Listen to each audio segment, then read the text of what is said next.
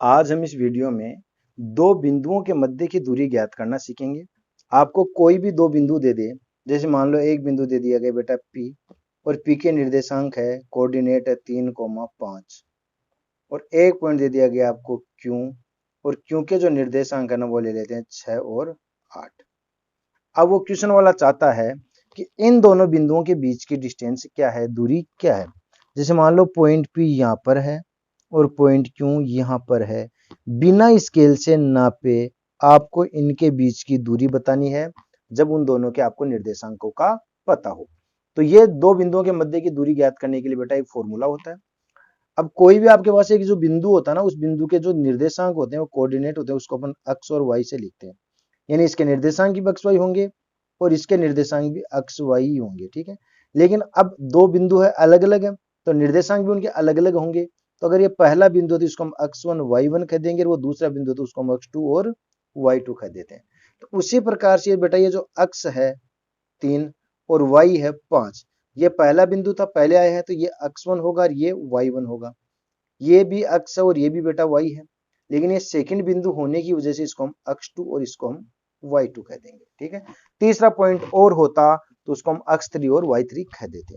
तो P से Q के बीच की दूरी आपको निकालनी है, तो इसके लिए हम फॉर्मूला अप्लाई करेंगे PQ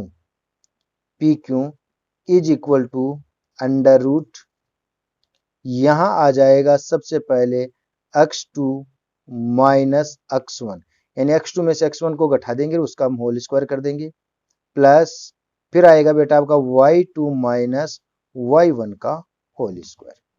तो अभी आपको मैंने बताया था कि x2 कौन सा और x1 कौन सा है। तो x2 की जगह बोलो कौन है, x2 की जगह 6। तो आप इस x2 की जगह किसको रखेंगे, 6 को रख देंगे, माइनस की जगह माइनस आ जाएगा। x1 की वैल्यू कितनी है यहाँ पर 3, तो x1 की जगह आप यहाँ पर रख देंगे 3 और ब्रैकेट को क्लोज कर देंगे और होल स्क्वायर इसका ही। फिर प्लस की जगह प्लस का साइन आ जाएगा, ब्रैकेट y2 की वैल्यू कितनी है यहाँ पर 8 है ना, तो यहाँ पर 8 आ जाएगा और माइनस का माइनस y1 कितना है 6 है या 5 है, तो y1 तो 5 है, तो y1 की जगह आ जाएगा यहाँ पर 5 और इसका भी हो जाएगा यहाँ पर होल स्क्वायर, ठीक है। अब हम इसको सोल्व करते हैं। 6 माइनस 3 का मतलब हो गया 3, यानी 6 में से 3 गए तो 3 और यहाँ पर क्या अभी भी 3 का स्क्वायर है, प्लस 8 माइनस 5, 8 में से 5 गए तो भी 3, तो यहाँ भी 3 का स्क्वायर है। अब 3 का स्क्वायर होता है कितना है, तो 3 का स्क्वायर यानी 3 को 3 से गुणा करने पर स्क्वायर निकलता है। क्या करते हैं 3 का स्क्वायर 3 दूनी 6 लिख देते हैं, जो कि गलत होता है। 3 का स्क्वायर होता है 3 गुणा 3 यानी कि 3 दूनी 6, ठीक है ना। ये वाला 3 दूनी 6 नहीं होता, ये वाला 3 तिया 9, तो आप यहाँ भी वो आदत में थे 6 बोला था इसलिए मैंने 6 लिख दिया, बाकी 3 थी कितने होते हैं 9। तो 3 दूनी 6 नहीं होता है, 3 का स्क्वायर 3 गुणा 3 यानी कि 9 हो जाएगा। तो यहाँ पर 3 का स्क्वायर वो कितना हो जाएगा 9, प्लस और यहाँ पर भी जो 3 का स्क्वायर वो कितना हो जाएगा 9। 9 को 9 में ऐड करेंगे ना आप तो कितने हो जाएंगे 18। अब हम चाहते हैं कि इसमें से कोई नंबर अगर रूट से बाहर निकल सकता है तो उसको आप बाहर जरूर निकाल लें। तो रूट जो 18 है ना उसको आप लिख सकते हो क्या 2 गुणा 3 गुणा 3।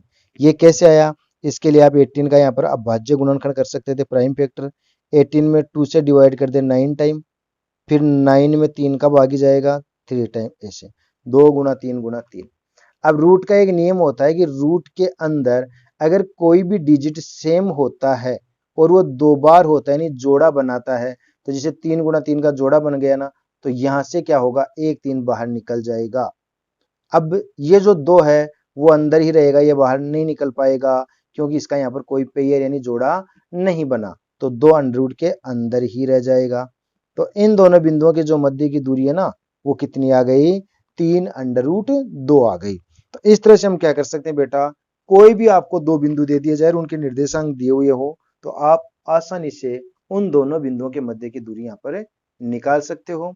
तो आपने अगर दो बिंदुओं के मध्य की दूरी निकालना सीख ली तो वीडियो को लाइक कर देना, शेयर कर देना, चैनल पर पहली बार आए हो तो चैनल को सब्सक्राइब भी कर लेना।